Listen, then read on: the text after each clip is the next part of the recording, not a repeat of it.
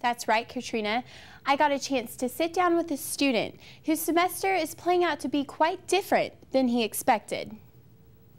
Meet Jamison Franson.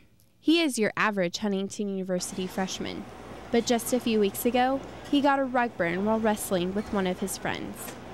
I got a rug burn on my elbow. I didn't think anything of it. And what happened is it kept getting reopened and I wasn't allowing it to heal. After 5 days had passed, the innocent rug burn looked like this.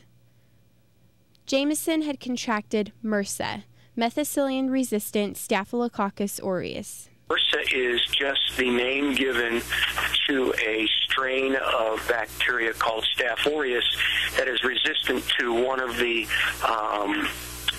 semi-synthetic penicillins that were developed in the 1950s. Staph is found everywhere on our bodies. It is usually harmless until it enters the body through a wound. A staph infection on the skin generally starts with a small red bump that resembles a pimple. Oftentimes, these small bumps turn into painful and deep abscesses. It can start out as very fine little pimples, and there's other things that can look like pimples that are not necessarily MRSA, but once you break it open, then it usually spreads the infection very badly. Fortunately, Jamison received help before it was too late. Once MRSA gets into the bloodstream, symptoms go from the normal staph infection to a high fever, chills, fatigue, nausea, vomiting, and in some cases, even death. Back in 2005, deaths related to or attributed to MRSA, approximately 18,650 deaths versus AIDS of approximately 16,000 deaths, and that was in 2005. Although MRSA is resistant to penicillin-related antibiotics, such as methicillin, there are still multiple antibiotics that do work. But the number one thing doctors are advising all people to do is to get help immediately. So Kelly, how is Jamison doing now?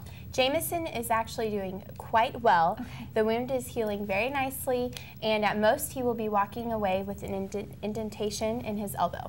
Well, that's very lucky for him. Yes. Now, being on campus, we're constantly in contact with people, left, right, all the time.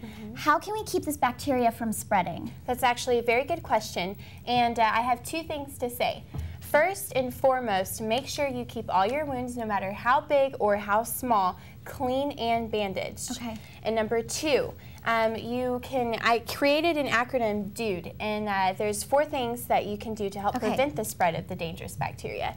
The D stands for disinfect everything, the U stands for use your own personal items, the second D stands for do laundry frequently, and the E stands for excessive hand washing.